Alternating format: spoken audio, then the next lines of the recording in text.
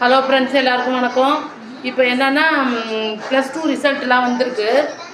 ரிசல்ட்டில் வந்து பாஸ் ஆனவங்களாம் பெரிய ஆள், பாஸ் ஆகாதவங்களாம் ஒன்று சாதாரணமாக நினைக்காதீங்க.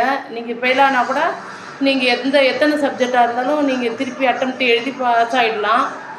அதனால் நீங்கள் எந்த காரணத்தை முன்னிட்டும் நீங்கள் மனசை வந்து தளர்வடைய வைக்காதீங்க. யானைக்கும் அடிசை இருக்கும்.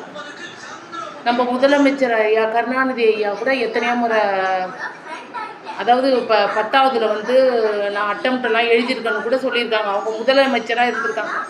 அதனால் வந்து யாரும் பாஸ் ஆனவங்க பெரிய தலைவர், ஃபெயில் ஆனவங்க வந்து சாதாரண ஆள்லாம் கிடையாது. நீங்கள் என்றைக்குமே மனசை தளர விடாதீங்க.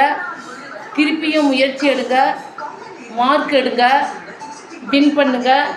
நீங்கள் யாரும் தோல்வி அடைந்தவர்கள் கிடையாது. வாழ்க்கையில் தோல்வி அடைந்தவர்களே இன்றைக்கி முன்னுக்கு வந்துடுறாங்க. நீங்கள் எந்த சூழ்நிலையிலையும் மனசை தளர விடாதீங்க. All the best. அதாவது பாஸ் ஆனவங்களுக்கு மட்டும்தான் ஆல் த பெஸ்ட் சொல்லுவாங்க. நான் வந்து நீங்கள் 1 மார்க்கோ 2 மார்க்கோ இல்லை எதுலேயோ தோல்வி அடைஞ்ச அத்தனை பேருக்கும் ஆல் த பெஸ்ட். நீங்கள் வாழ்க்கையில் தோல்வி அடைகிறீங்களோ இல்லையோ அது என்னவோ எனக்கு தெரியாது.